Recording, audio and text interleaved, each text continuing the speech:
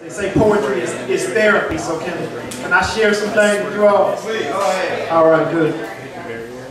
So, ladies, how many of you all have been in a relationship where the dude just did you wrong? He lied to you, he cheated on you, he did all that stuff. If you did that, let me hear a hand clap.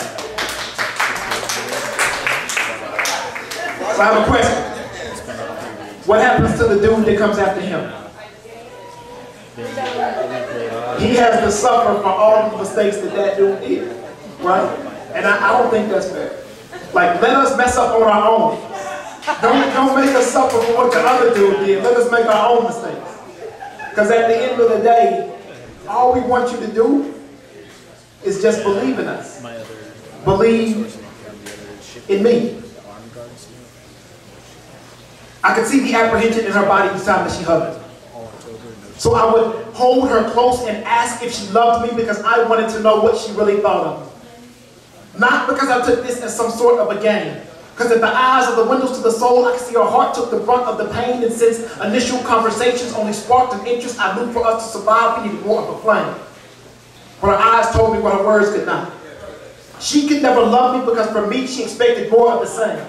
Had already relegated me as being some trifling dude before even taking the time to know my name. And the fact that her apprehension had her questioning my intentions, well, that made me feel sort of ashamed, but I shouldn't be.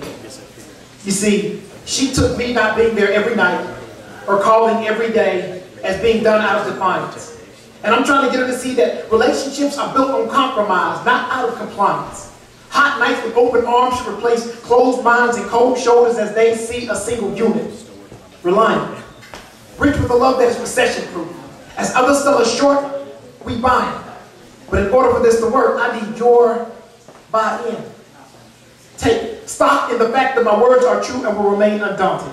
That I would never exchange you 200 pounds of BS and P500. These walls that you put up, please confront it because it's a one-way street and we are both on it. And if we invest in ourselves, then we can get the rate of return that we both wanted if we both wanted.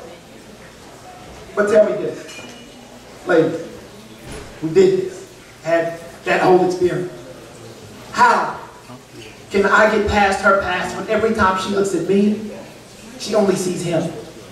And why is it when it comes to my words versus those of her friends, she tends to always believe them? I mean, I get it.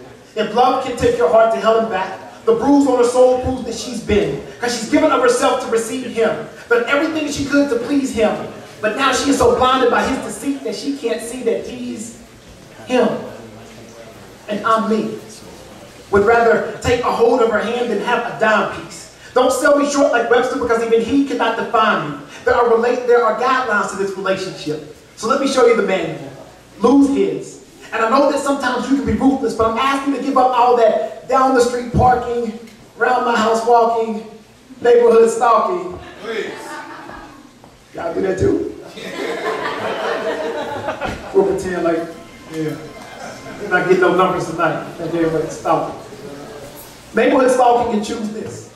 And I realize that your shoulders are weary from carrying all this baggage, but let me massage away the bruises. Take the dagger of deceit out of your back, A2 Brutus.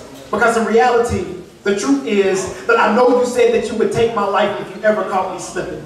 But realistically, you don't have to worry about taking my life because to you, my life has already been given.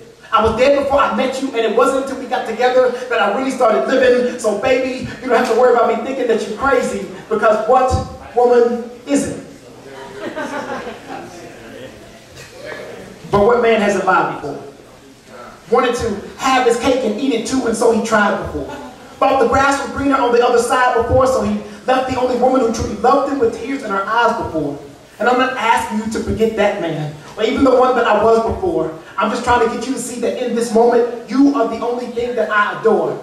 Because I realize that their past transgressions have milked you of all your trust, but when I look in your eyes, I only see purity. So from this point forward, I don't want you to call me dichotomy, but call me Halliburton, because I specialize in security. And we're going to get past your insecurities, because I'm going to show you that what is pure is in me. Prove to you that a love that is pure will be. So again, let me ask you, do you love me? And ask that you can answer it without deceiving me completely. Because only nodding your head and never really giving me the answer is depleting me completely. Just think if you saw me for what I am instead of what you perceive, where we'd be. I'd be able to get you to look me in the eye and say that you love me if I could just get you to believe in me completely. Like,